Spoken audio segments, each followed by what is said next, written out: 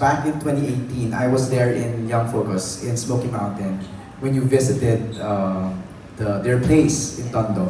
So nakaka-impress. It's very rare that we see beauty queens continuing their advocacies even after their reign. And it's been 6 years, Kat. And you're still here, still raising funds for young, napakaswerte ng Young Focus. Grabe. You mentioned though in your opening speech that you're envisioning something big. What is that big vision? I mean, the big vision really is to reach more kids.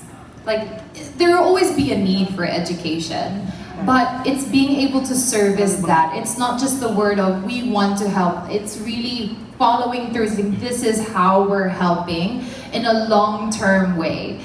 Because the thing is, maybe education is hard for people to grasp as a solution because it's not a quick fix. It's not a handing out of a meal to feed an empty stomach.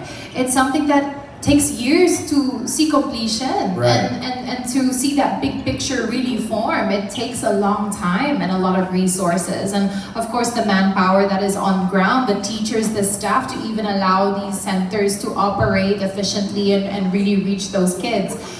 So it is a long-term vision, but I'm someone here for the long term, and I hope that in my dedication to this cause over the years can hopefully encourage other people to see the long-term benefits and really supporting a cause and a group that does such incredible work, consistent work, who is constantly there for the community, and hopefully in how many years, you know, we see more examples just like Ram, who are beneficiaries of an organization like Young Focus, who grow to realize their potential and then go to impact the community in great ways and continue to carry it forward. That's a legacy of their own. And hopefully through efforts like this Legacy Ball, we encourage and equip people, individuals, to have their own legacies themselves. Grabe, pang Miss Universe pa rin yung sabi talaga. Isang question, bagsak. No? But for the record, Kat, ilan na yung nagpapaaral yung estudyante? At the moment, I believe there's 1,000, up to 1,000 students that are beneficiaries of Young Focus. So if we can improve that number, I think that would be incredible. And Ram said kanina na parang hindi lang sa Dondonao ang Young Focus. Ano yung isang branch pa? Bulacan and Cavite. Bulacan. And this is the result of the rehousing projects that happened. So some of the families who were beneficiaries within the Tondo Smoky Mountain area were relocated. So what's wonderful to see is that Young Focus continued in allowing their services to be accessible to them kahit wala na sila sa Smoky Mountain mismo. They've gone to different areas. Young kids will be watching this press con. Gusto nilang makapag-aral pero walang funds. Can they reach out to you or to Young Focus? Yes, to Young Focus. So Young Focus, they have their social media channels on Facebook, or also a website page, that's youngfocus.org. And it's free education. Alright. Last question na lang, Kat. Yes. Sino yung top 3 na tinawagan mo na kailangan nasa ball sila, kailangan sila mag-donate? Well, first were my brand partners, Okay. because as someone who is an endorser and works alongside brands, and these are not just individuals but companies, Okay. I really asked them to see the worth of this cause and to get involved, and I am very grateful that I've had several of my brand companies and families really show support in the Legacy Ball. Second, of course, I want everyone from Young Focus to be there. Kasi of course, I'm there as, I suppose, a representative or a spokesperson, pero iba, I feel there's a weight in storytelling, and if the stories come from the people themselves who have lived it out, who are on the ground, it gives that different air of authenticity. It allows that story to really have a weight that I feel would impact in the deepest way. All right. And then third, I've really reached out to different artists. Kasi, Gaya nino. well, of course, for my Cornerstone family, parang surprise mo na siya. Surprise pa. But, well, I'm doing an all-star concert this month in Canada, next month pala in Canada. So we have such incredible talent roster in Cornerstone Entertainment, and I'm very, very grateful that some of the artists in the lineup have agreed to be a part of the event, because it just shows that, you know, these are individuals that usually will be so busy with jam-packed schedules, no? And usually it's hard to get them scheduled onto one day, but they really showed their willingness and wanting to participate to give back to this cause. And with that, I feel so grateful, again, to be part of these different families, whether it be Cornerstone family, whether it be my brand families, to know that our values are all aligned and that we're all coming together for such an incredible cause. Mga beauty queens, may tinawagan ka din? Yes, actually. I have invited a few, but it is quite an exclusive gathering of people. Kasi our goal is to fundraise. Okay. But I'm definitely asking their help in terms of boosting the messaging, of course, for Young Focus. Yeah. Thanks, Kat. Thank you. Good luck. Thank you so much.